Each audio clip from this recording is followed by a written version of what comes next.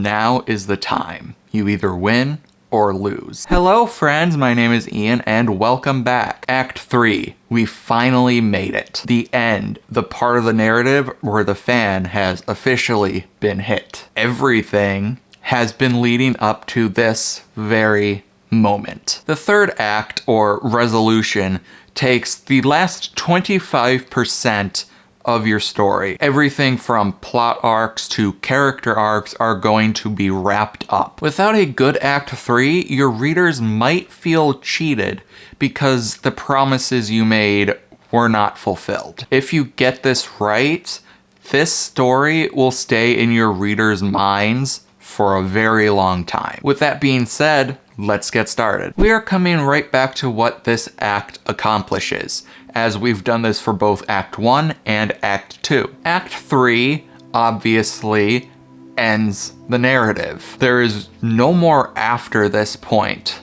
unless of course you're writing a sequel to the story, but that's a completely different video. One of the most important things you have to accomplish is that it leaves your readers satisfied with your story. If you give your reader an unsatisfactory ending, they will not be happy with you. So what you have to do is try to make it to where they are satisfied. That doesn't mean the story needs to have a good ending.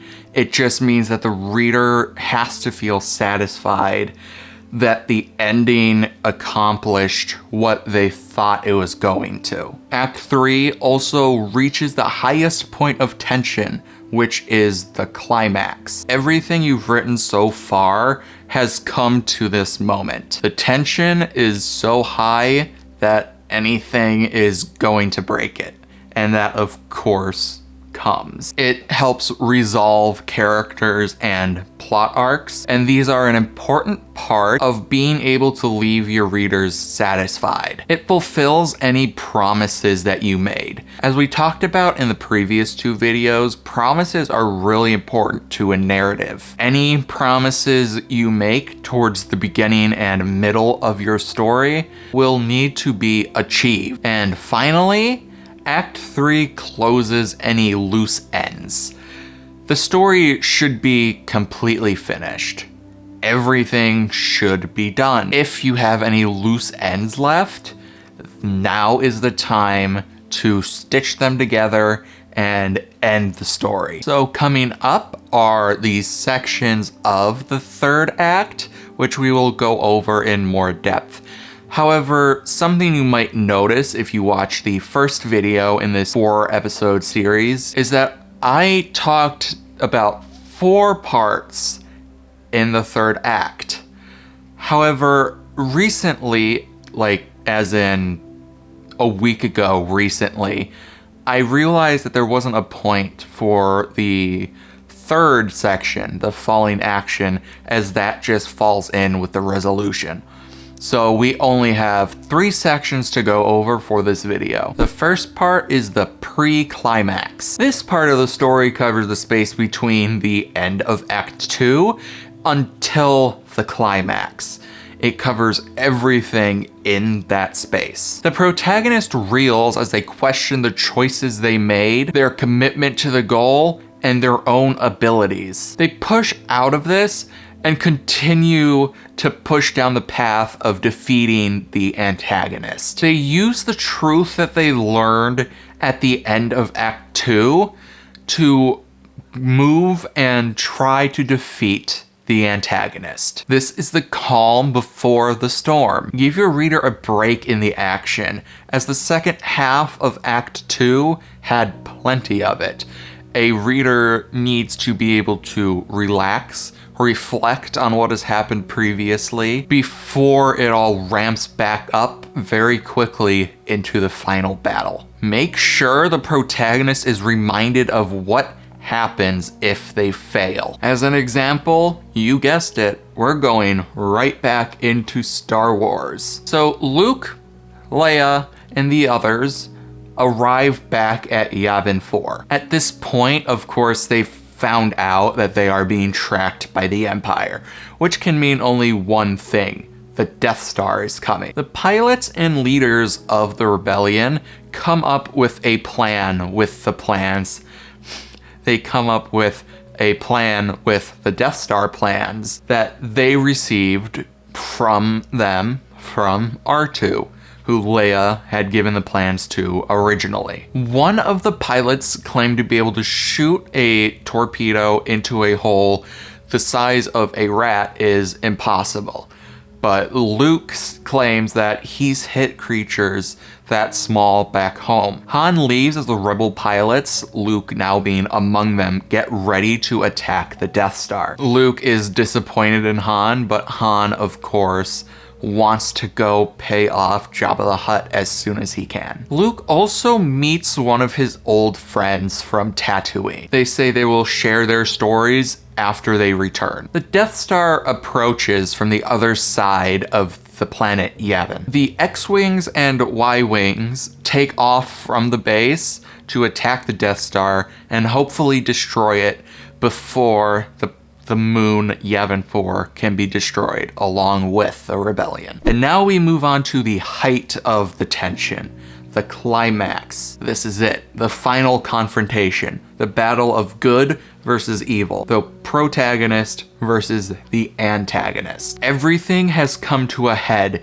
and this event will decide the future for both the protagonist and the world around them. The climax itself usually takes place around the end of the story, which is roughly 90 to 95% of the way into it. The next part comes in really quick succession as the climax resolves the main conflict, and you might not need that much time to end the rest of it. In my opinion, it is a max of 3 or 4 chapters for the resolution, but oftentimes you will need less. The protagonist either succeeds or they fail. The climax itself doesn't have to be a big battle. Of course, I made it seem that way just a few minutes ago, but it doesn't have to. In a romance novel, for example, the climax might be getting over their insecurities and asking their love interest on a date. That works perfectly fine as a climax, as it ends the internal struggle and concludes the main plot. Make sure the protagonist feels the effects of the climax. Your protagonist will feel the effects of it, even if it comes out to be a very happy ending. It will still affect them, and they will never go back to how they were before. So here are the ragtag group of rebel pilots. In small fighters, they don't have any capital ships with them to help destroy the Death Star. That probably would not have helped, but it may have distracted them some more. This mission is very high risk, and they have a very high chance of failing. They send some Y-Wings down a trench run to attack the exhaust port that they have to shoot the torpedo through. The battle looks to be going in a decent direction. However, Darth Vader soon joins the battle in his TIE Interceptor. This unfortunately turns the battle against them, as Vader and the other TIE Fighter pilots destroy a number of X-Wings and Y-Wings, leaving just a few to attack the exhaust port. The Death Star is almost in range. Luke and another are going down the trench run to try and shoot their own torpedoes from their X-Wing into the spot. One of them gets damaged or decides to get out, and Luke says to leave as it's not safe. So the pilot does, but this leaves Luke open to an attack by Vader. Right before he can shoot Luke down and kill him, presumably, Han Solo comes back in the Millennium Falcon and damages and destroys 2 TIE fighters behind Luke and damages Vader's ship, causing him to spin out of control away from the Death Star, leaving Luke open to destroy the Death Star. As he approaches, he turns off his targeting computer, and flies without it and plans to shoot into the exhaust port. Command asks him why he shuts it off, and he says everything's fine. So he approaches and he fires the torpedo, and it goes right into the exhaust port. He pulls away seconds later, just before the trigger can be pulled to destroy Yavin 4.